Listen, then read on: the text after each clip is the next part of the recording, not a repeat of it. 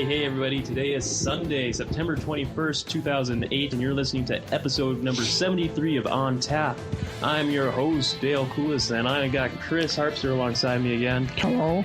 And I got two very, very special guests today for our second installment of our RPG special. This episode we're taking a look at 16-bit RPGs on the Super Nintendo and Sega Genesis, and even some on the Sega CD and a few other platforms. I got from the PSnation, Glenn Percival. Welcome to the show. Howdy ho. And from Gamers Only Older, I have Scott. Welcome, man.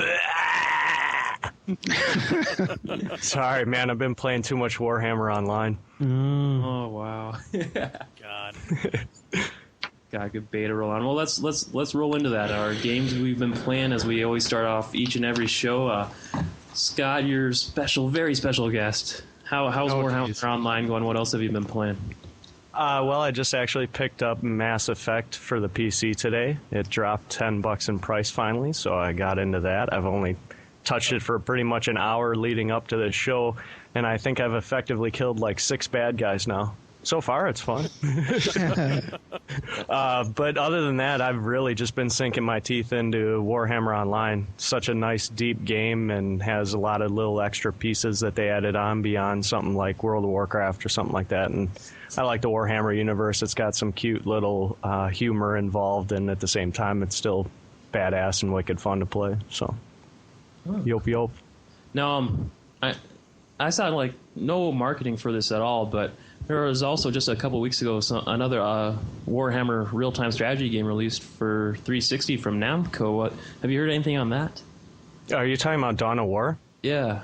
Yeah, that's been a big popular RTS game. It's similar to what's the name of it? Company of Heroes, where it's a lot like control points, and the control points feed resources back to your base and things like that. I haven't personally played it. I tried out the demo a long time ago on PC, but I haven't touched the 360 version of it, so I couldn't tell you for sure. Oh, okay, I gotcha. Awesome. So is it just been pretty much just Warhammer then? That's about it, all you've been playing? Actually, yeah. I did. Well, now that I think about it, I did do some high score chasing on Geometry Wars 2, which I am not very good at. So my high score chasing is just trying to beat my previous best. And I tested out this ongoing theory that I had, where if I played Geometry Wars for a couple hours and then went back and played Super Stardust, it would be easier. And I was completely right. Super Stardust is so much slower, and it's much more deliberate. So I totally shattered my previous high on Super Stardust on my first try. It's not the greatest score in the world, but I had 30 million going into it on arcade, and now I got like 51 million or something like that, so I damn near doubled it. Felt pretty good. You know, I love my twin stick shooters. I'm terrible at them, but they're really fun to play. So, wow, yeah, for sure.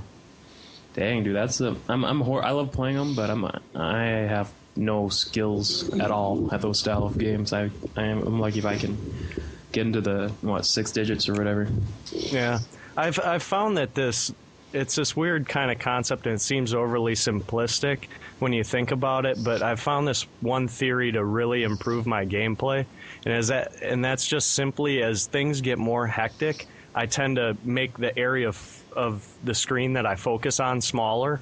You know, so you just get down near where you're just looking at your ship and just the immediate area, because otherwise, both those games are just sensory overload for trying to look at too much, and then you miss some little asteroid that sneaks up your rear end and, bites you the wrong way. I hate when that happens. Yeah, for sure. Yeah. But I dig them. It's such an easy way to get in and get gaming for 10, 15 minutes. Cool. All right, Glenn, what have you been playing? Well, I've been playing some more of the NBA 09, the Inside on the PSP. Waiting for the final game now. I've been playing The Force Unleashed on PS3. I think I'm about halfway through so far. I've got about 5.5 hours in.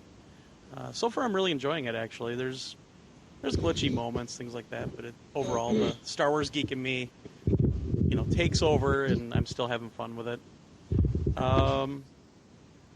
Well, we actually had a copy of Buzz Quiz TV for the PS3 show up on Friday, but it showed up at my parents' house.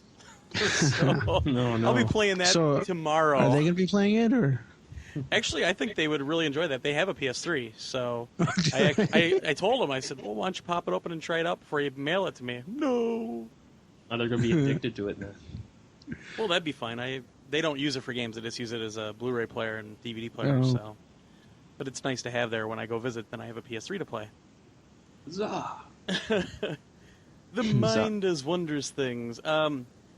This is the Call of Duty 4 double experience points weekend, so I've been playing as much as I can of Call of Duty 4 on Friday and today, actually. Just went to my second Prestige, so I'm on my third track up. And It's been forever since I hopped on Call of Duty Wow. online. I need to go back to that. I would too, but Scott, our other co-host, has my copy for like 2 months now. Oh, no. I have Sounds it for like the he needs to buy PS3 his own. also, so. And then, of course, more Warhawk, and I downloaded the Fracture demo, but I haven't tried it yet. I'll play that eventually. That game really... I was interested in it at first, but I don't really think I'm very interested in it anymore. And then also I played Harmful Park for the PS1 today. Harmful Park. That title escapes me. What's that one It about? is a very rare or hard to find shmup from Japan. Side-scrolling shmup that it's real cutesy graphics. It's kind of anime-ish in terms of the ridiculousness of some of the characters and everything, but incredibly solid shmup and just a blast to play. But I don't even know what they go for anymore. They're almost impossible to find. But I actually finished it today, so that was fun. And I'm playing Get Over the long-ass day that I had yesterday. So I'm pretty sure I play that game every day. yeah, yesterday was wow. We stayed out a little bit too long at the bar too, so that didn't help. Well, at least it was doing fun stuff then. Yeah. Oh, we had a really good time yesterday. It just when you started 8 in the morning setting up a picnic, and we had one of these big 14-foot inflatable like the castle bouncer things. Oh, geez. So we had to go pick that up, hoist it into my truck, get it out of there, get the thing set up. So yeah, that was a little tiring. Did you go in and do some bounciness with all the little kids, terrorize the place up? I could break that thing. Actually, it was funny though, 'cause I was laying on it, and that is a picture that I would have loved to see. When I was laying Whipping on it, balls somebody and untied one of balloons. the vents, and the thing just collapsed right on top of me. Oh, no. But a good time was had All a right. while. Well, Chris, what have you been playing? Rock Band 2, Guitar Hero 2, Guitar Hero 3. Yeah. 3? Yeah. Shut up. Yeah, like I was mentioning before the show, I went kind of babysitting yesterday, and the guy had Guitar Hero 3 for the for the Wii. So I beat a couple of his little kids' high scores. Put him to shame. You should be so proud. Yeah, I am. I'm sure I'll hear about it on Monday since I work with the guy. Oops. All right. No, I earlier today and when I was spent a lot of time on the road last week, and I got hooked up the DS for the first time in a couple months. Not hooked up, but just kind of been playing it again, and I've been playing 2 games on that a lot. Mario Tennis on Game Boy Advance. I'm a sucker for those, for the Camelot developed sports games on the Game Boy, because they're not that arcadey. They're still a little bit arcadey, but they kind of have a little bit more role-playing elements where you level up your character, improve their stats, and they actually have a pretty decent storyline to them too. So I made some progress in Mario Tennis, and Hotel Dusk. Made a lot of progress in Hotel Dusk. I'm on Chapter 5 in that now. Got stuck in a couple parts of that game, which some real little things. I guess I had to check up on a guide to see what the hell's going on. But yeah, really digging Hotel Dusk. And Rock Band 2, really, it's more of the same. Same as Rock Band, a few little different options to the band tour. I don't know, I know, Chris, you said you played. Did Scott or Glenn, you guys get a chance to check out Rock Band 2 yet? No, I've invested entirely too much money in PS downloadable content for me to go to the 360 version. Yeah, it's the same way with me. Oh, Yeah. Suckers. If Rock came out on. If I would have got a PS3 before Rock Band came out, I probably would have got it on that. But I got a ton of DLC also. But yeah, my big thing for me was the Ion drum rocker came in the mail a couple days after Rock Band 2 came out. So I got sweet. I got a chance to hook up that behemoth, and that thing. It took me it was a pain to set up. It took me about 3 hours to assemble it all together. And the cool thing about the drum rocker too is it actually acts as its own electronic drum kit. And I got a couple buddies who are actual drummers, and they have a drum. You gotta hook up a module to it, and then you just hook up some headphones or to a stereo, and you can act as an actual drum kit. And got a chance to test that out, and that was working real good. And yeah, I really like those drums. They're huge. They take up a lot more space. About, I'd say, almost twice as much space as old drums, but. Yeah, that was just it kind of made the experience a lot more better all around. I was testing out the online world tour earlier today too. So with was the Iron Muffin? Yeah, I was playing online with him. So that was pretty awesome. Nice. So, other than that, I also played Dark Alliance, Baldur's Gate Dark Alliance on original Xbox with our other co-host who couldn't make it on today, Scott Munson, and we got up to the last boss.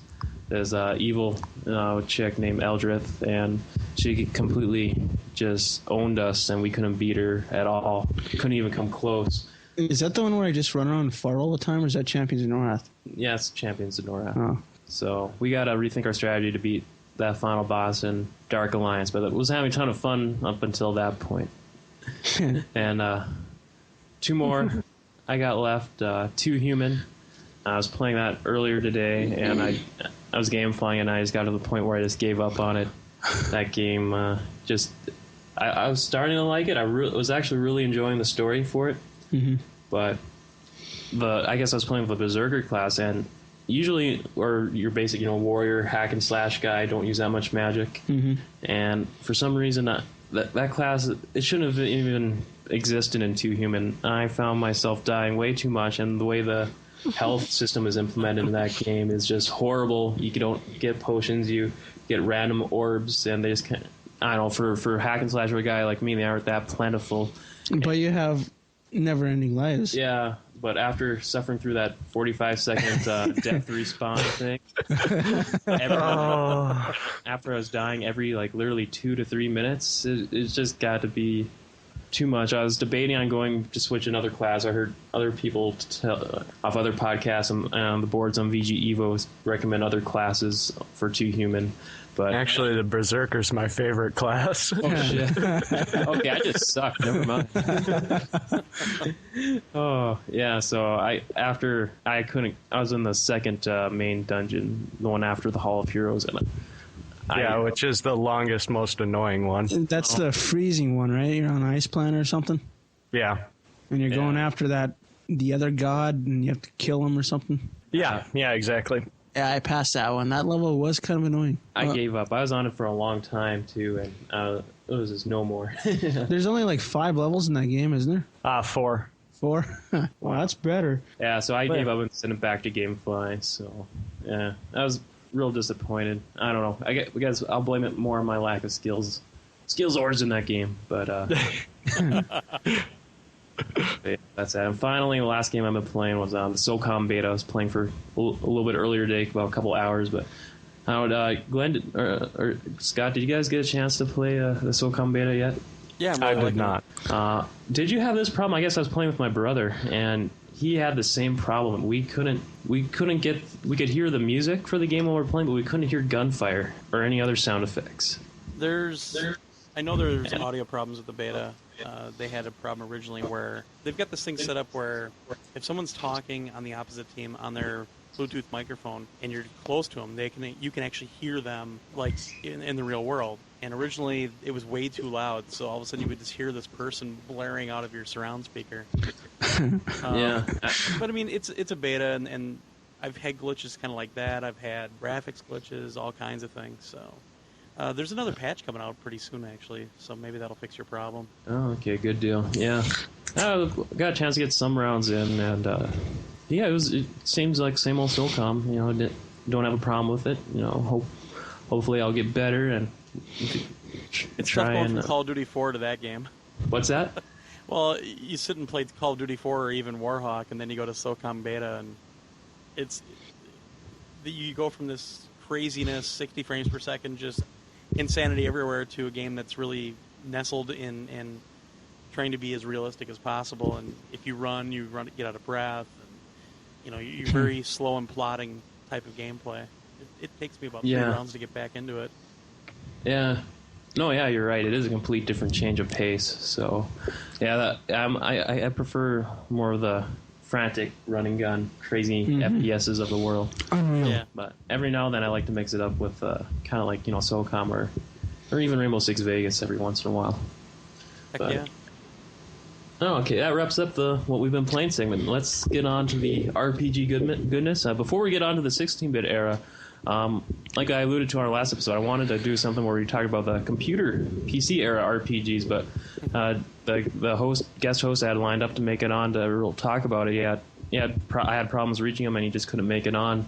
But Glenn, you said you very familiar with that line of games, and you too, Scott. So why don't you guys fill us in about the early PC RPGs? Now, we kind of briefly touched on like some of the older ones, like Wizardry and Ultima, because it kind of had cameos on the NES. Did you guys play those at all? Actually, some of my more familiar RPGs are actually older than that on the Mine PC. Like some of the original dungeon crawlers like Rogue and Mariah, which is a roguelike, which is funny to say because it came out at pretty much the same time and one was built off of one another, but all ASCII characters. That's where you got your original Diablos and dungeon crawlers and all that from. So, I mean, just those were some of the most memorable experiences that I actually had playing some of those old ASCII games. So, Like a MUD or? I guess I'm not familiar with that. Is that an acronym? Yeah, MUDs are all, multi-user dungeon. They weren't actually multi-user. It was just single player. Okay. I mean, this is long before there was a lot of netcode even in place. I mean, if there was internet at that point in time, we're talking back in the old like BBS, bulletin board system kind of days. I mean, just plain ASCII characters, and every letter and symbol and period or comma all had a different meaning, and it changed from game to game. It was all randomly generated sort of stuff. You'd pick up an item and it would say a purple potion, and then you wouldn't know what it was until you identified it or used it. And just because a purple potion in one game was a healing item didn't mean that it would be a healing item in the next. In fact, these games were so brutally hard that there would be certain things that would instantaneously kill you, and you wouldn't know unless you. Yeah, exactly. Very well could be. But those are actually some of the first things that I really got into in the RPG genre, because it had all the same sort of role-playing game elements that you have from games nowadays. I mean, you'd level up, you could upgrade your equipment. I don't think I've ever played one of those that was like a multiplayer or where you got more than one character, but very reminiscent of like the early like Dragon Warrior when you would walk around with one guy kind of. But yeah, just totally, completely ASCII based. Everything was always randomly generated, so every time you played, you got something new. It was really a different kind of experience, and I think a lot of people have no idea that a lot of dungeon crawlers actually started from that point in time. Right. Yeah. How about you, Glenn? What about... Did you try any of those style of games? Not really the dungeon crawler ones like that were all ASCII, but I mean, you could even say something like the text adventures that were out for the time, like Zork 1, 2, and 3, and Hitchhiker's Guide to the Galaxy, where it was all text. You would just type in, and actually you can get to a lot of those online for free. They released them out to the public domain. Yeah. Those I was playing on the Commodore 64. Really, the one that stands out in my head that I played and actually finished, it took us a long time, was The Bard's Tale on the Apple II GS. And my buddy, I had two other buddies that were playing the game, Jack Tasker and Mike Swank, back down in Kansas City. And we would go over to Jack's house, and I'd bring my computer over, and Mike would bring his Apple IIc over, which was the kind of the portable Apple. And we'd all play the game. And portable. Well, it actually had a handle on it and everything, but we had to have a monitor. But We'd all go No, over to it's his just basement and it's we'd sit funny and to play. hear that nowadays. Yeah. It's a laptop. It's a Can you help me carry it? 15-pound or 50-pound portable computer. Yeah, exactly. It was kind of cool to have it on the GS because that was kind of Apple's response to the Amiga. It had digital sound and everything. And it was cool because Mike's dad was an engineer and he had all these huge sheets of graph paper. And we actually mapped out everything, every single dungeon in the game. And when you played it, it was all static screens, but it had some animation on the characters. And it was, I mean, if you look at it nowadays, it's almost like you were playing a first-person shooter to a certain extent, but you were just advancing block by block by block. And I think you used the arrow keys. I can't remember exactly, but it was a standard RPG. They actually tried to kind of do not a remake, but kind of, I don't know. I don't even know what to say, but they brought out a Bard's Tale not too long ago. Yeah, I remember seeing screenshots, and I even think a few of those games we mentioned on our last show made their way onto the NES, and I watched people play them, and yeah, those look like they require some dedication to go all out with the graphing and all that. I don't even know how long we spent on that game. I should ask the guys, but apparently Mike still has all the dungeons that we mapped out. I'm not sure, but I haven't talked to him for a couple of years. I wasn't as big into RPGs back then, or even, I play them every now and then, but with me, where I really got into them was probably kind of in the 8-bit area and the 16-bit area especially, like the Turbo Duo, because there were so many good RPGs on it. But the Bard's Tale definitely stands out as one that, to this day, I finished it even, and it took us forever, and the GS version was so much better with all the digital stuff. They actually remade it for the GS. Yeah, it was an awesome game. I wonder if you can even find it nowadays. I'm sure with enough, you search hard enough, it seems like you can almost find any game nowadays on the web. Give it a month, you might be able to find it on GOG.com. Oh yeah, that looks like a very awesome site. I hope it was up to what they're hyping it up to be. Yeah, absolutely. And bringing it up a little bit newer in PC RPGs, I mean, they're putting Fallout and Fallout 2 out there, which are some of the most memorable ones from early on in that genre that I remember, as well as like, I guess I don't know if they're going to do this, but there's a similar post-nuclear one that fits in the same kind of timeline as Bard's Tale. It was called Wasteland. That was a lot of fun. Wasteland some of those great. old... What was that? Wasteland was great. We played that one too. Yeah. And then back with some of the Dungeons and Dragons ones, there was, what was it, Pools of Radiance, and the 2 sequels to that came out. Can you imagine having 3 full-length, Dungeons and Dragons games on little 3.5-inch floppies? Holy Well, crap. I remember back when I worked at EB, and the Ultimate games would come out and they'd be like 17 floppies. Yeah. Oh, Yeah. That was damn. crazy. Wow. Yeah. That's crazy. Were there any other early computer RPG memories you got there, Scott? Not that I can think of right now, but there are definitely some good ones out there. And I got to say, just from a pure difficulty and time standpoint, they put a lot of the newer ones nowadays to shame. Just definitely. way more penalizing on deaths, and just unforgiving, really hard. Going to break your back over these kinds of things. And if you were playing with a controller, you'd probably throw it against the wall.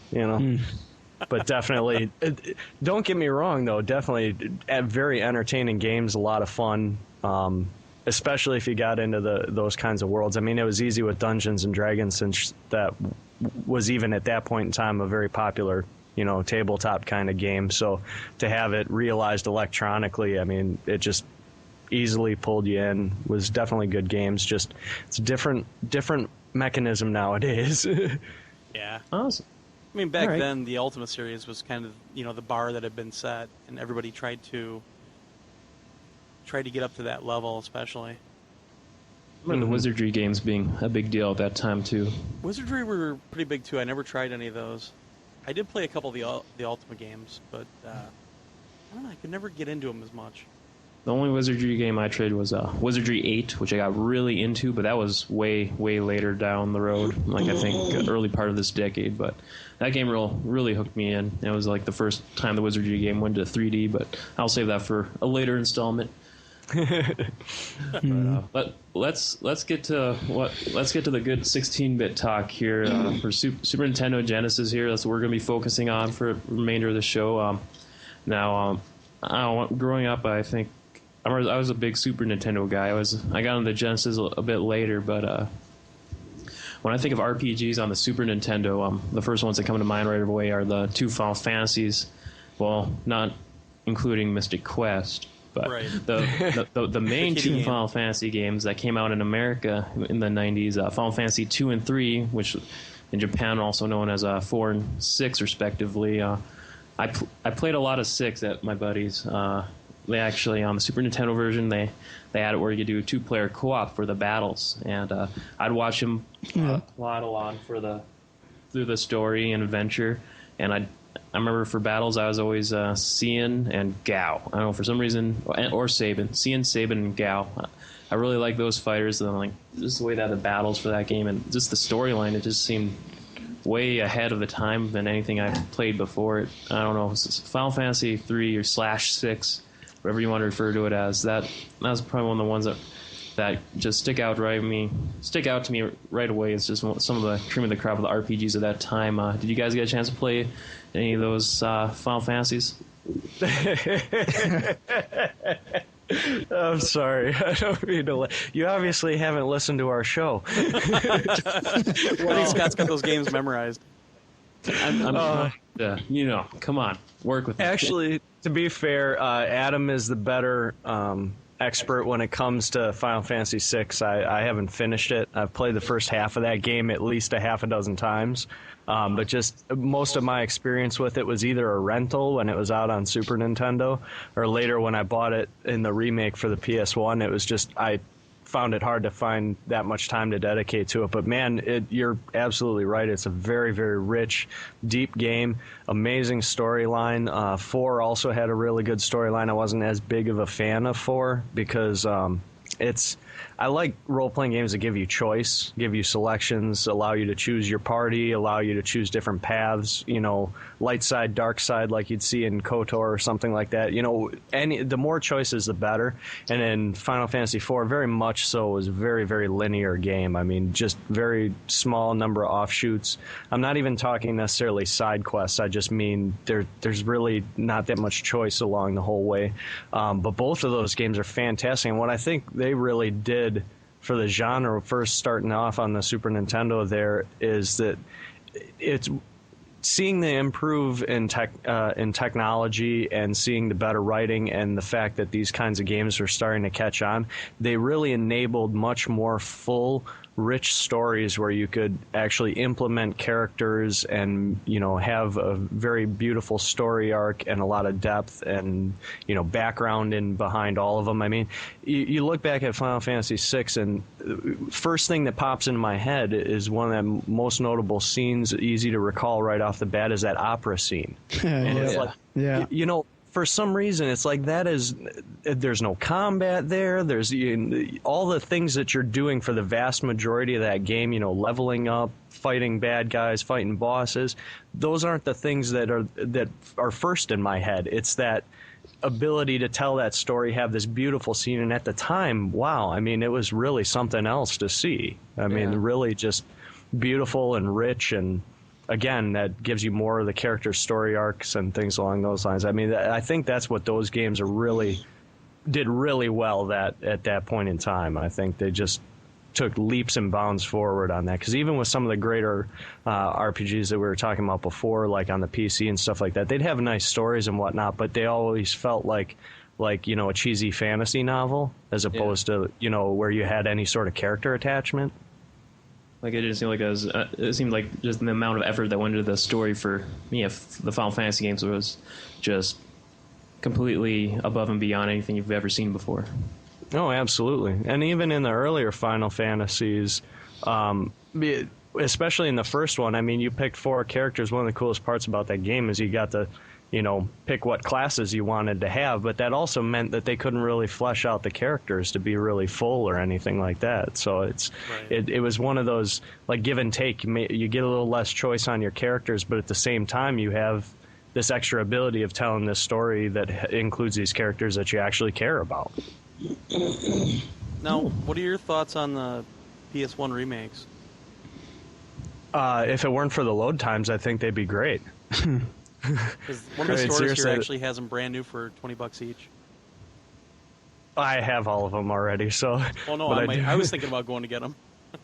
Oh yeah, I mean, if you haven't played through them, it's one of the few ways that I know of that you can get Final Fantasy II, and that's the Japanese 2, and Final Fantasy V is in both. I believe it's Origins and Anthologies. Right. And I mean, 2 was a pretty good game. 5 was actually one of the first party-based like job system kind of games that I know of that came out. So it did some new interesting things along that lines, So I mean, they're all good games. I'd recommend anybody to play them. You'll hear me bitch about certain Final Fantasies over others, but that's just because I've played enough of them to have favorites and less favorites, but they're all entertaining. None of them are bad. So you're one of those Final Fantasy snob guys. I guess you could say that. Now, Chris, you said you were introduced to the Final Fantasy games through the re-releases on PlayStation, right? Mm-hmm. Were they kind of like, does Scott's opinions kind of hold your weight too? Did the load times kind of like hold them down a lot, or were they still did really get you into the universe? I think I've been playing a lot of PS1 RPGs. I think load times didn't really bother me. I didn't play the originals, so I don't know. In comparison to other disc-based games, the load times aren't bad. It's just when you're used to playing them out on the cartridge where there's absolutely no load time, and then go to any load time, it's going to seem like a long time. So I mean, that's not a reason not to play them. That's just, that's my snobbery, I guess. Well, actually, if you play them on the PS3, they'll speed up the load time. Well, on the PS2, I remember they weren't really compatible. No, I didn't have a problem with that. I can't remember what I did. Did I like increase load times or increase the disk speed or something? But they weren't really compatible. Like the pause screen, you can't get out of it, or you can't read it or something. I can't remember. Oh well, now now the backwards compatibility should work fine on the PS3. Should even software. I have no idea. But now, how about the other Final Fantasy game, Mystic Quest? Did you guys play that at all? That is not a Final Fantasy. That's a kid game. Sure it is. It's Final Fantasy for dummies. Something like that. That's what I wrote. It's Cliff Notes for a Final Fantasy game. I remember when people would come into EB and ask about that, I would just say, get Zelda. Yeah. Oh, I don't even know how to put my thoughts into words on that one. It was made. I take it you're not a big fan of Mystic Quest, huh? Actually, I've played through it multiple times. It's just it was built for the young idiot American. Yeah, exactly. I mean, that's really what it boiled down to. The Japanese thought we were too stupid to get the good stuff. So you're saying it's my kind of game then, right? Stay friendly. Hey, I'm not saying anything. I don't show up on other people's shows and insult the host. That's just not cool. No, but I'm the co-host, so I can insult them all I want. There you go. Go to it, sir. It's all right. I mean, no. You drive slow, Dale. So you drive like a maniac. That's not really an insult, is it? No. You drive like old people screw, slow and sloppy. You drive like a Canadian. Oh, sorry for all Canadian viewers. Oh man. Okay, let's get back on track here. I got down some other ones. I was kind of surprised by that move. Now, Enix, they released all the Dragon Warrior or Dragon Quest, as we know the franchise as today, games on Nintendo, the first 4, but 5 and 6 didn't make it out to American shores. Gosh, I never got a chance to re-experience it, and I know they plan on re-releasing them on the DS over the next year. Yeah. Did you guys hear anything at all on the reasoning behind that at all? I mean, I never really followed it. I was just kind of surprised by that move. Because they're communists? Japanese? I think they're a democracy, aren't they? Maybe they're a little communist sect within Japan. Oh, okay. Maybe it's owned by the Russians. Kim Jong-il well- owns them? Or the Chinese. There you go. Oh man.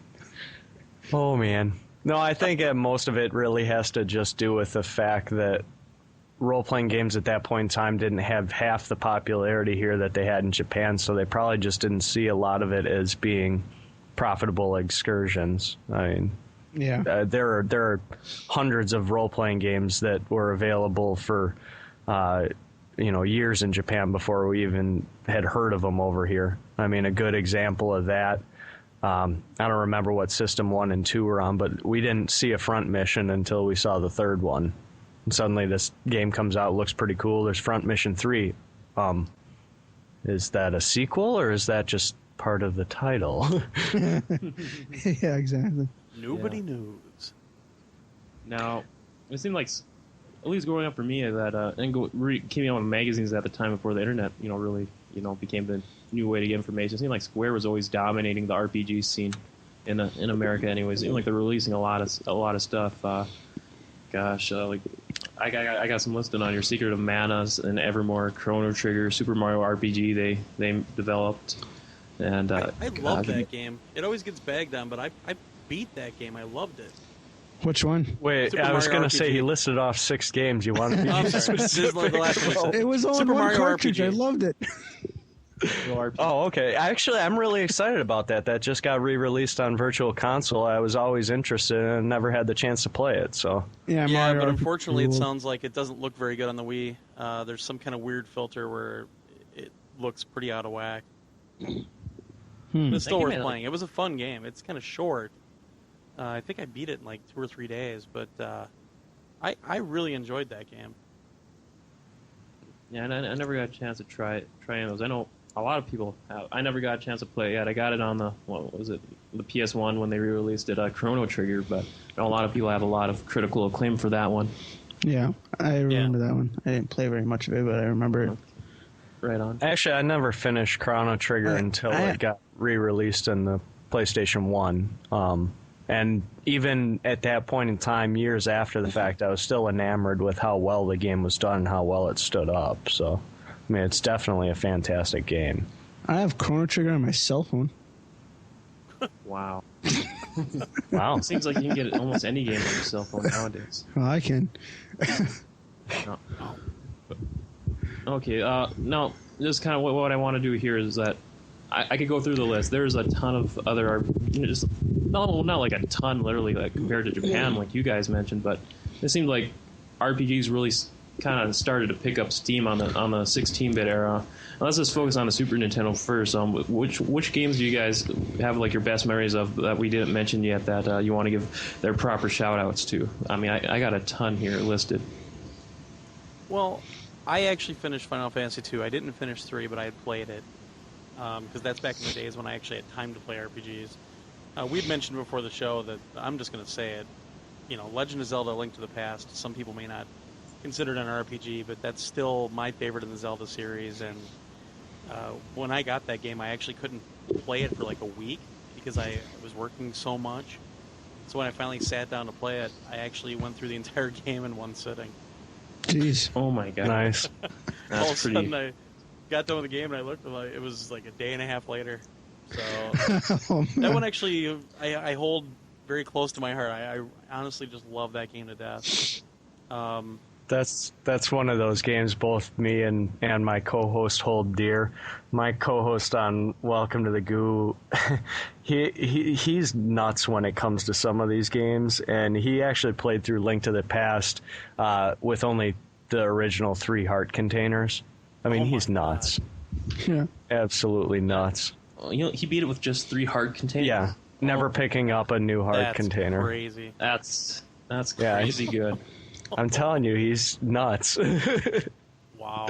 And it's, but Glenn's right. I mean, that is just a fantastic game from start to finish. I mean, just all the elements that get it still has some of the best puzzles of any Zelda, and it seems like a lot of the Zeldas nowadays are just going back to a lot of the same kinds of puzzles, and you can tell that they got their roots in that game, so it's definitely very, very fun. Ones is that they've just gotten to the point where the controls become so complex that I think they're losing what we originally liked about the Zelda games. I mean, Zelda 2 was awful. I don't care what anybody says. Zelda 2 was awful. But that's one of my more favorite ones. But Oh, no. that's just me. God. I got to side with Glenn there. I was a way more bigger fan of the first Zelda than Zelda 2 there. Sorry. then you get your link to the past. I'm in the minority when it comes to some of those opinions, so whatever, dude.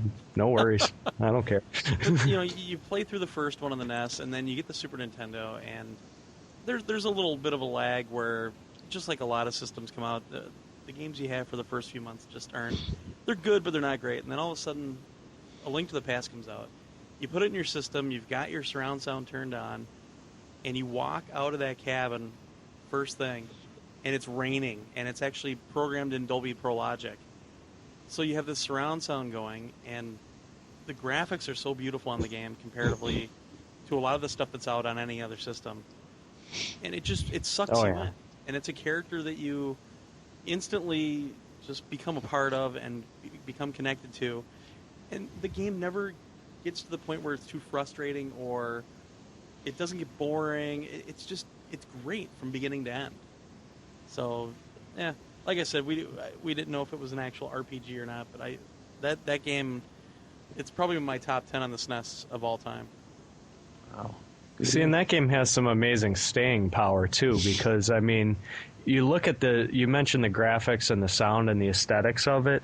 That alone will make that game last a long time, because that'll continue to look good. It's kind of the same way that I think about, like, Castle Crashers, They could make it, like, perfectly, beautifully realistic and all the rest of that, but because they make it kind of cartoony and make it real nice high def and that sort of thing, that game will still look good 10 years from now. Mm-hmm. Oh yeah, definitely. That's never gonna fall off. Like when you think of some like the early like Need for Speed, for example.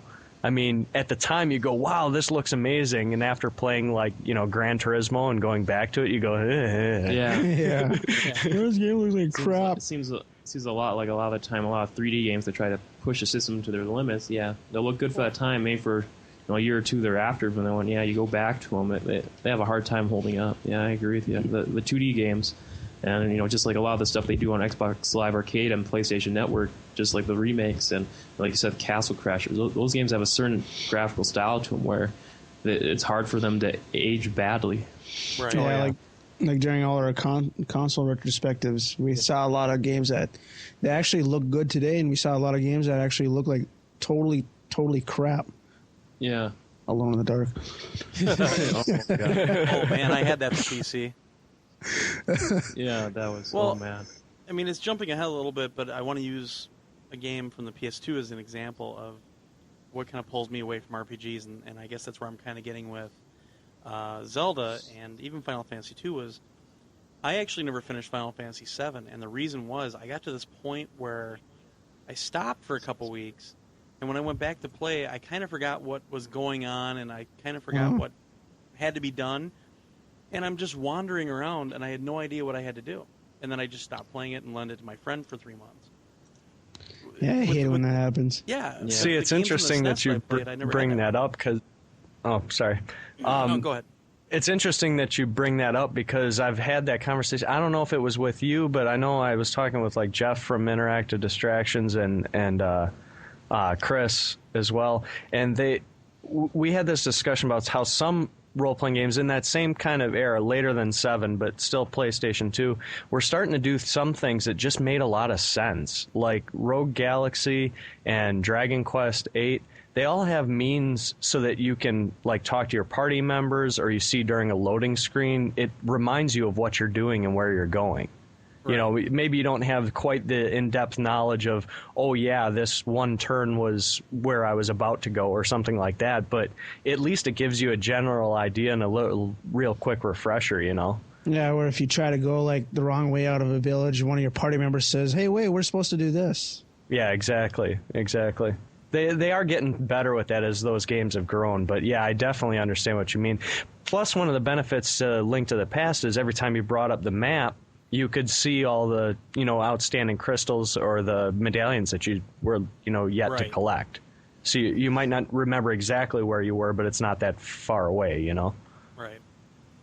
All right. Well, sorry to pull us away from SNES. Hey, that's no problem. That was a great way of looking at things too, But now, before we get to the Genesis, I want to give a couple shouts to a couple RPGs I played at the time, or some not really tried and true RPGs. One of them is, but first let me touch on this other one. It's kind of like an action RPG based on another tabletop role-playing game, Shadowrun.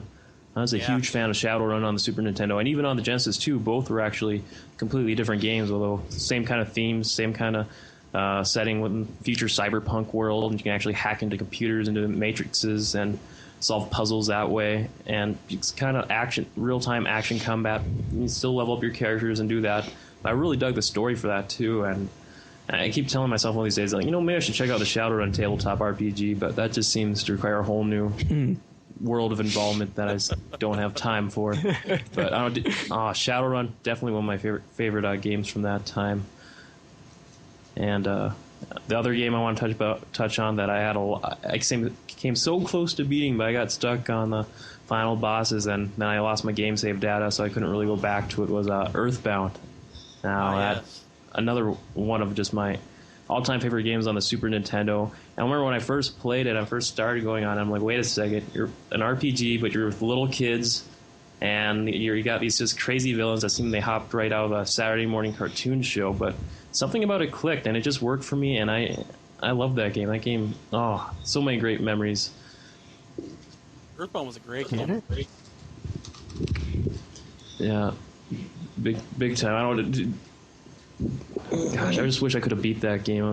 Came so close. I've had that happen before in a game where all of a sudden I lose my game save like right towards the end, and then you're just going, "Am I going to go through this all again?" And the answer is always no. Yeah.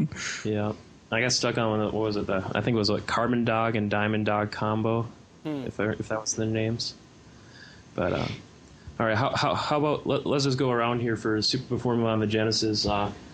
Chris, what were some of your other? Did you get any other games that come to mind right on the Super Nintendo that you want to make sure they get their props? You actually have them listed right there: Breath of Fire 1 and 2. Gotcha. What was it made them stand out for you? I just love the graphics. I mean, they were awesome. They're like, I don't know. They were still sprites, and you still had a top down view, but it was just so colorful. Everything. The story was actually good on them. I can't remember the battle system too much though. I don't remember much about those games. I remember playing them, but I don't remember much about them. Yeah. All right. See, and I never touched on those, but we actually just talked about them on our last episode. You gotta remember, I forget things too. I'm old. Yeah. All right, Glenn, how about you? What other games do you want to make sure get their due? I think we've pretty much covered all the RPGs that I remember. I never really got into the Chrono Cross, Chrono Trigger games. I just never. They came out at a time where I didn't have a lot of time, but. Blasphemy! Well, it happens. Just giving Final you crap. Fantasy 2 and Final Fantasy 3, it's kind of funny because I was on the other side of the fence as well, because that's right around the time I was working in Electronics Boutique, and just to see the insanity around some of these games when they come out, it's like you see today with a lot of stuff. We had people lined up outside the store, all the dressed stuff. up. We didn't have anybody dressed up, but a couple of the stores did, and that was frightening. Wow. So, Well, it depends on what they're dressed up as. well, yeah. Somebody shows up as the Grim Reaper. Whoa, dude, that's not even. I don't remember him in Final Fantasy. What are you talking about? I'm not dressed up. Yeah. All right, is it safe to move on to the Genesis then? Scott, was there any other games you wanted to give a shout out to on the Super Nintendo? Real quick, it was all for the same reasons that Glenn was loving on Link to the Past, was just Secret of Mana. Just a little bit more in-depth leveling and combo system, but for the same reasons. Great aesthetic, good gameplay, lots of fun.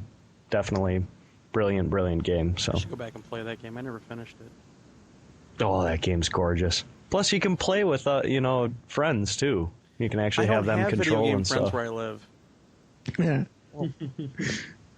They all go to whose the bar fault and is golf that? and hunt. It was actually like a 3-player one, right? Yeah, you could play up to 3 players. Oh, that would have been awesome. Mm.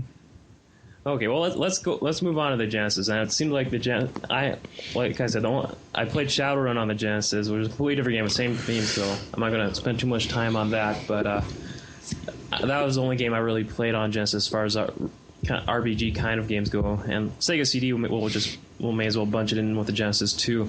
But no, the Genesis always seemed to me, like I said, reading from the community and media at the time, that the two main RPG series Genesis was known for was Phantasy Star and Shining Force. Now, I never got a chance to play any of these, and forgive me if I can't remember if any of you guys remember talking about them on your respective shows. But you guys, any of these games, those two series, ring any bells for you? Many hours of play on those for you guys at all? You should Glenn, do a you whole play show any with Phantasy Mark. Star? I know Savory Kate is a big fan of Phantasy Star. I think we basically got the opposite people of that you should have asked for Fantasy Star. Yeah.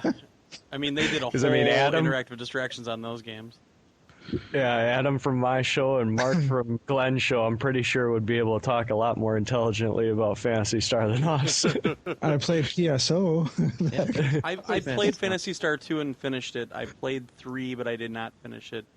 4 I have on the Sega collection that I have here, and I was actually thinking about playing it. Apparently 4 is just phenomenal. It's supposedly the best one from what I've heard.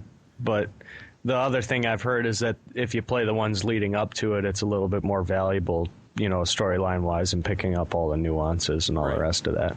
And there's no way I'm going to remember anything about the stories from the first 2. Or from No, 3. of course not. On the other series that you mentioned, though, Dale, Shining Force is a fantastic series. I didn't play it a ton, but I do know that it's easily attributable as some of the first console strategy RPG that's available. So, I mean, one of my favorite games is Final Fantasy Tactics. I also love the Front Mission series. I really want to try Jeanne d'Arc. I mean, all of those wouldn't have been possible if it wouldn't have had some groundwork from a series like Shining Force. So, And speaking of that, Ogre Tactics, Tactic Ogre, I can't remember which one it is for the SNES. Yes. Yeah, that's available as well. And they did a later one too on the N64. Yep. Like Ogre Battle or something like that. They did Ogre Battle at 64, and they did another Ogre Tactics game for the 64. I'm pretty sure that's another one of those series where we didn't see all of them over here. Yeah, I'm sure. Oh, I can guarantee you that. Yeah, no. With me on the But Sega... I mean, Oh, go ahead. No, I was just going to say that I love that style of game, so I got to give props to that. So I'm with you on that one. Yeah. What were you going to say, Glenn? Well, with the I mean, I was never a big Genesis guy, but I had a Sega CD and everything, and really, what got me going on the Sega CD was the Lunar games, the Silver Star and Eternal Blue, just because I was such a working designs whore, and I still actually have those games on the Sega CD. I've played Popful Mail. I don't own it yet, and then Working Designs also did. I think it's called Vi. Yep, I got that one actually for the Sega CD. Yeah, that's supposed to be phenomenal. But the that Lunar games is a good great. RPG. That was my first RPG. Well, one of them. Well, if I remember right, on our Sega CD retrospective, correct me if I'm wrong, you said it was a game that got you into RPGs altogether, right? Yep. Yeah, it was. And this is by Working Designs, and Yep. All I remember is Pottle with the whistle flute. He can hit all enemies at once. I don't know. That's the only thing I remember about the game. As a total side note, I think it's so interesting how you can just pull random crap from your youth in gaming out of nowhere. Like the whole Contra code that goes around forever and Up, ever. up, down, down, left, right, Yeah. start. See, with It me, just a lot of that kills stuff me comes that you from the can Turbo. remember like these little nuances. Yeah. Yeah, it's kind of funny too because a lot of that stuff. I mean, you can mention a game. Oh, I remember like the first Metal Gear, I always say, this guy from high school and we would get together and we'd play through it, almost like it was single player, but we'd almost play co-op, where we'd try to figure out all the puzzles and we'd play for half an hour at a time or whatever, or like I mentioned with the Bard's Tale, where we'd go over to Jack's house, and we'd all take our computers over, and it wasn't online or anything. We would just play it together, and go over here, try this. And so that's what's great about gaming. It creates memories. Don't cry. Now, I wish I have a lot to say about other Genesis RPGs, but unfortunately I don't. Like I said, all I had to play was Shadowrun. I was familiar with all the other ones that came out at the time, just never really played them because I was just late on the game on getting a Genesis 2. I compiled a little list off an online game database, and I sent you guys it too. Do any of the games ever ring a bell at all? You gonna read them? No, I'm not gonna run them down. I mean, that'd be pointless. But I was just gonna say, I just want to make sure each game that you guys play gets their proper due here. So, actually, I don't think you sent me the Genesis ones. Oh, I didn't. Oh, well, okay. Well, maybe I will run. Boy, this list is short. This sucks. Yeah. You got the short list. Yeah. Oh. You weren't supposed to make it this far. That's because he rides on the short bus.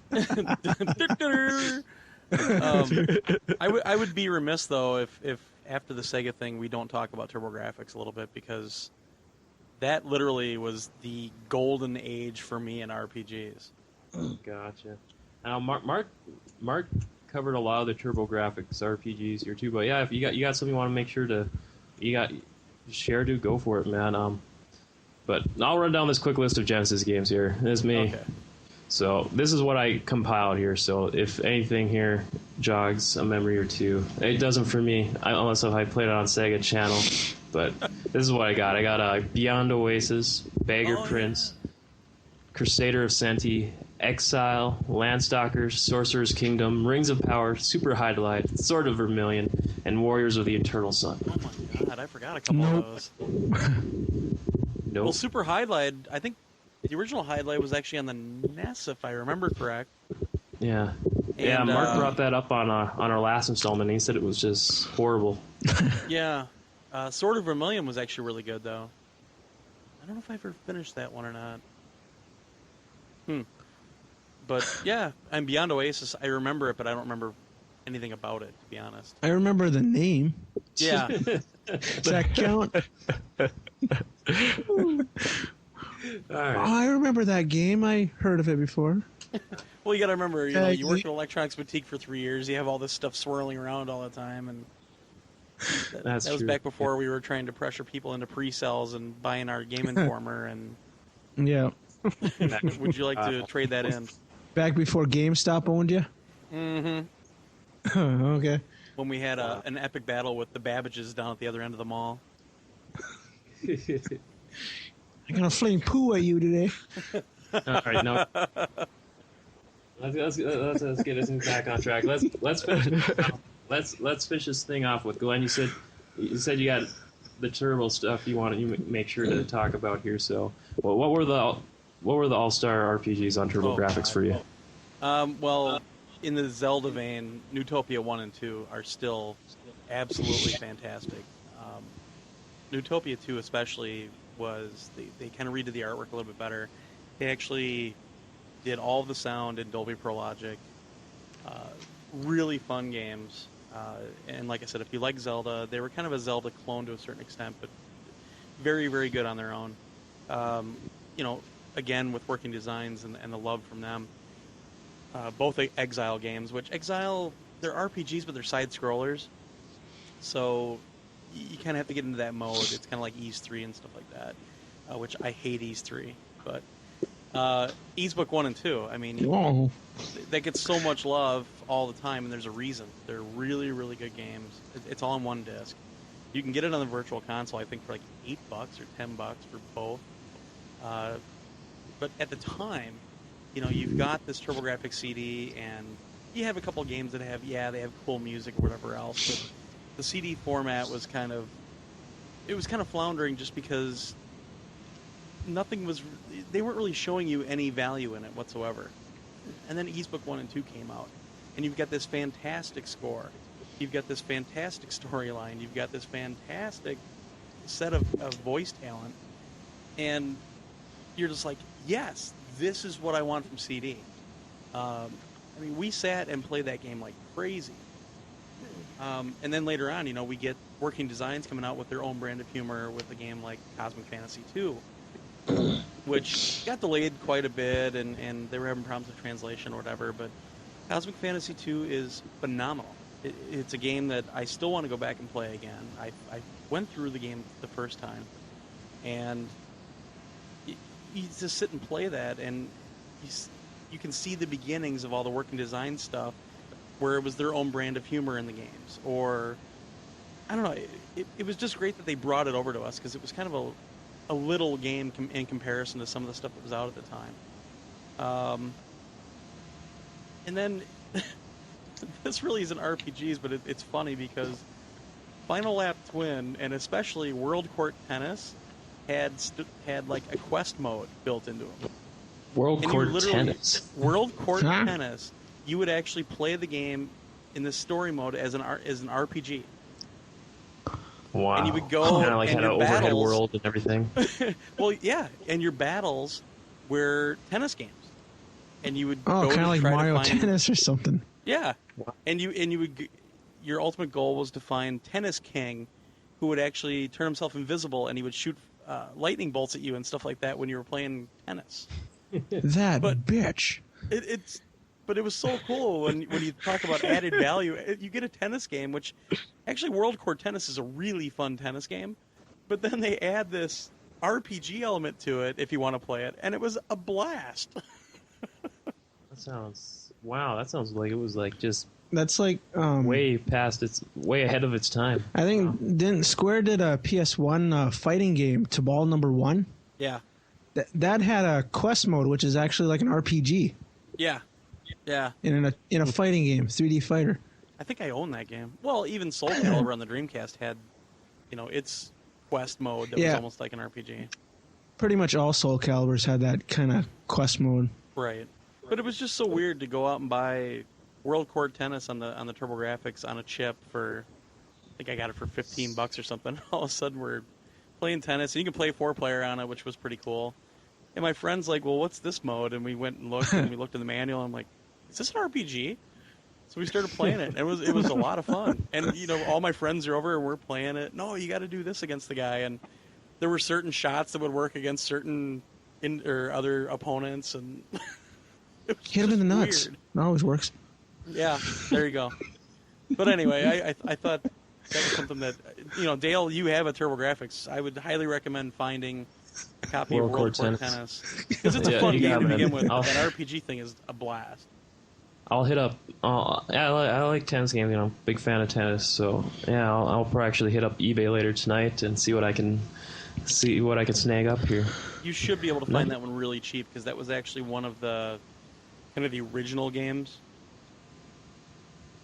Oh, okay, sweet. Yeah, I think I remember seeing a lot of the sports games run like under $10. Or GoatStore.com has it for $7.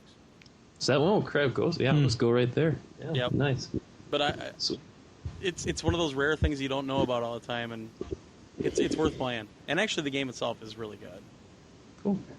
All right, well, I think that about wraps it up, unless we missed something that you guys want to get in. But let's just go around here and just what you guys thought about 16-bit RPGs in general, what they did for the genre, how to help it advance, and just kind of like overall thoughts for the time period for the genre. Chris, why don't you start things off, man? Well, I didn't really get into RPGs in this genre. I started with the 32-bit era. Yeah, but you learned through over time. Yeah.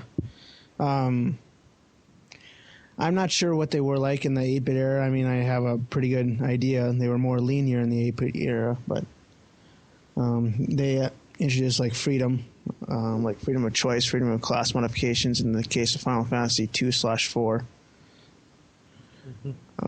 So I guess that's pretty much it. I don't know. I don't know I'm just here for the food. Food? Nobody told me there'd be food. There's free cake and this is my apartment. Send me some over the interwebs, yo. Punch and pie. A series of tubes. Series of two. Nice. All right, Glenn, man, how about for you? Hopefully you got better conclusive thoughts of it than Chris here. Well, for me especially, from the PS1 down are really where I still had the time and I still had the energy and I still had the passion to play a lot of RPGs. In the 16-bit era, I mean, that was it for me. That was the golden age of RPGs for me personally. I played some of the games on the PS1 and I still own a few of them on the PS1. But as I grow older, I just don't have enough time to play them anymore, or sit down for 6 or 8 hours. We talked about some games tonight that I honestly forgot about, and I'm actually looking on Gold Store to see if they have them because I actually might pick them up. Nice. So, yeah, I love talking about the retro stuff so much because I'm 36 years old now. I grew up with video games my whole life. And to go back in time a little bit and talk about this stuff, that's the best part about doing this. Aw, group hug. Aww. All right, Scott, what says you? 16-bit role-playing games is really, in my mind, the epiphany of amplification.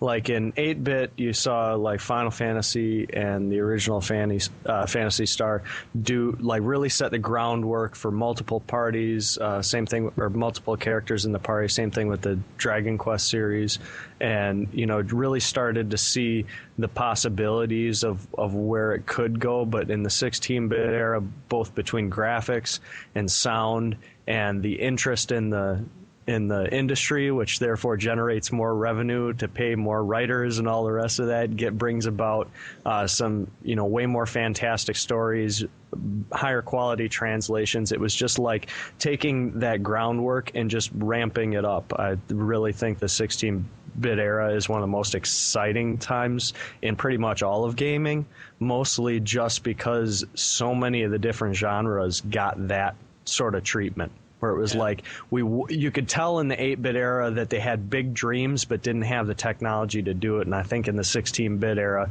it was when you were really starting to see some of those things that were possible, and really just kind of, that's when you started seeing the exponential jump in technologies and things like that. So I mean, I think it's such an exciting period in time in terms of gaming. It holds lots of fond memories for the same reasons that Glenn was saying for me personally. But really, I think that was just the point in time where you started seeing some of those dreams actually get realized in an electronic game form, So I just think, from that standpoint, I just think that it's one of the best places you can be.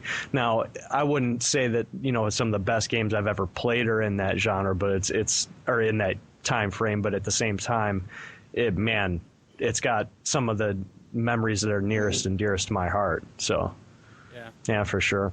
Although I still think Eastbook 1 and 2 is the best one ever. So. I got to be honest, I've never played it. Same here. Shame on you. Shame on all of you. I promise, though, by the time we get to cover the PS2 RPGs, I'll make sure to throw in and put some time into the Ys Arc of Nextum, or however it's pronounced. Nepistum. Nepistum. Yeah, yes. Make sure you get the PS2 one and not the PSP version. Yep, the PSP version I got it. has really bad load times. Yep, I got it. I'll make sure to get some time in it. I have Ys for my cell phone. Yeah, you already said that. No, I said I have Chrono Trigger for my cell phone. Then why don't you play them? No.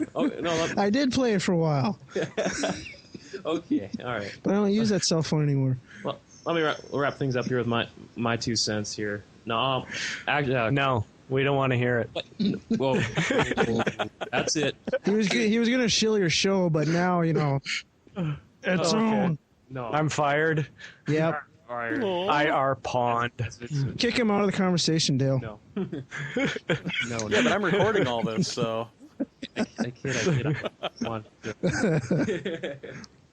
No, pretty much no. Glenn and Scott, you guys summed it up really good. It's hard for me to really even add on anything, but just pretty much for me, 16-bit era was pretty much where I was really introduced to RPGs. I really got a good feeling for what the genre was all about, and it just really, for me, what RPG was in that time was kind of like instead of a platform game, the thing that stood out for me was the storytelling. It seemed like you got a lot more story out of an RPG than you would have just the very basic plot lines you'd get introduced to in your average platform game from that era. And that was what really drove me to play them. And then the unique kind of battling system too, and just kind of all your other RPG conventions. And in the 16-bit era, just kind of like you guys said, yeah, a big step up from the 8-bit era. Just really kind of drove home defined RPGs on 2D. So I really don't got much to add. You guys pretty much said everything I needed to be said about them. But yeah, it was a great time for them. I wish I had a chance to try out a lot more than what I did. But yeah, that about wraps it up for the 16-bit era. And so but before we go, I wanted to read. I was hoping we'd get some emails from the community here about their favorite RPGs from this time. But unfortunately, I did check the other day, and we still didn't have any. But if you come on, guys, I want you to step it up for our next episode. I at least want a couple emails. So you got a couple you want to make sure you give a shout out on the 16-bit or even 8-bit era of time. Make sure you send them. Make sure you send them to mailbag@ontappodcast.com. So all lowercase. All lowercase. Mailbag@ontappodcast.com. Actually, it doesn't matter if it's lower or uppercase, but I know I forgot what show I was on for a minute. oh, okay. Jason Well, always I do says that that at too, the end of so- interactive distractions. When they're talking about their... Never mind. Go on. I'm totally Never derailing your mind. show. I do it all the time. It's all right. It's actually it's one of our regular features on the show to see how many times that Chris and our other regular co-host here, Scott, can derail me. And sometimes they succeed really well, and sometimes I rarely manage to balance it out. But no, it's all fun and good. But before we go, Glenn and Scott, gosh, I know a lot of the listeners here found out about this show from your guys' show, but and Mark pimped PSnation last week, but just go for it.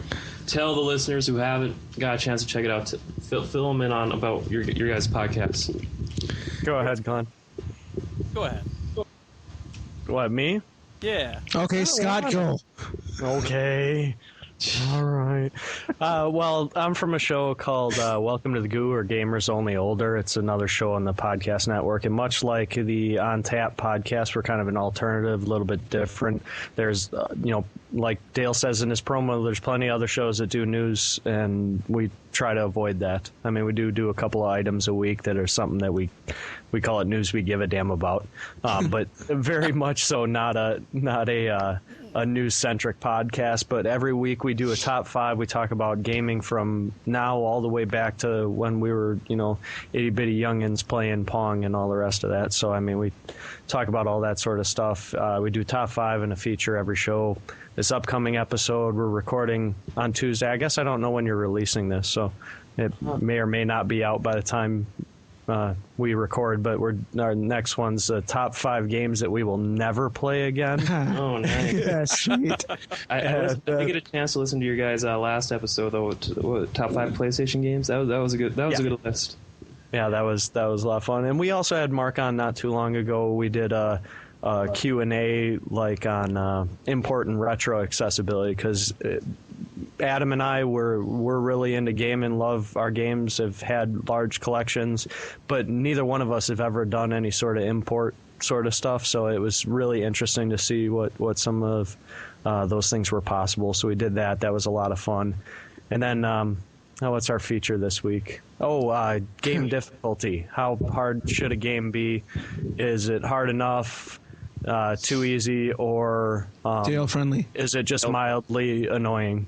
So but yeah, so it's fun, and we love to do a lot of community interaction, get a lot of emails. We try to include as many as we possibly can, and my favorite section is our rebuttal, because that's the opportunity for the people that tell us we're wrong, and then we subsequently tell them that they're wrong. No, Scott, you're wrong. Screw you. You listen to my show. No, but it's a good time. So check us out. You can find us on VG Evo right in the podcast network or at gamersonlyolder.com. So thanks. Yeah. Glenn, man, take it away. People know who we are. Oh, I don't know. No, actually, Dale's show's been around for a long time, so I don't know. Mark and I, we do a show every week, mainly on PlayStation stuff, but we talk about other things. We actually had an email last week asking about 360 games, so... I caught that. That was awesome. That one was pretty funny. Brief moment of the 360 nation. Woo. Yeah, that's Mark's dream, I think. We do the normal stuff. We do the news, that kind of thing, but we try to do a lot more interviews with industry people. We just had an interview for NBA 09 The Inside from Sony's San Diego studios. I actually kind of went around the fanboys and working on my own to get the developers for Cellcom Confrontation on, and also Sucker Punch, who do the Sly Cooper series, and they're doing Infamous. So we're hoping to get them on pretty soon. And but I guess more than that, check out the rest of the shows out on VG Evo. We got Scott's show, which is Welcome to the Goo, Gamers Only Older. Of course, Dale's show, if you're listening to it. Interactive Distractions. We've got the other podcast section out there as well. There are a couple of good shows on that one as well. And that's about it. I don't like to toot my own horn that much. All right. Really? Actually, let me say one thing quick before you outro us out of this, Dale. I just want to say thanks for having me on. I had a blast, and I mean, we'll have to work out something, get you guys on our show at some point in time. See, I love this network stuff, so we could just keep trading people around. Yeah, it's synergy. Awesome. We're having exactly. I'll trade you Scott for Mark. Well, we did have Interactive Distractions. Scott on VG. We sent Mark over to their show for one show, and we had Jeff on our show for one at the same week. We're having Jason on from Indus this week, so now we finally got the last regular host or whatever on. All right, well, let's get out of here. Once again, thank you, Scott and Glenn, for coming on. If you guys don't listen to their podcast, check them out. They're very awesome. And Chris, thanks for being on as always. Sure, it's my apartment. Where else would I be? In a van down by the river. I have no idea. That's only on Fridays. Nice. Okay, all right. But anyways, check out ontappodcast.com. Keep up to date with our archive, our latest episodes. Our email address, once again, is mailbag@ontappodcast.com. We definitely want to hear your thoughts. Again, at least get a couple emails in about your favorite RPG game, 16-bit or 32-bit, whatever. We want to read them on our next episode. The next episode number 74, is going to be all about the 32/64-bit era, PlayStation, Saturn, N64, and hell, we may even a bunch of Dreamcast in there too. So, that's 64-bit. That's 128. Check that out. That's 128. No, it's not. 64. Well, it's got 128 components, but 64-bit processor. Okay. Can I go watch the Packer game now? Yeah, go watch the Packer. All right, we're out here. Thank you, everyone, for listening. Thanks again, guys, for coming on. We'll talk to everyone next time. Adios. Adios. Take it easy.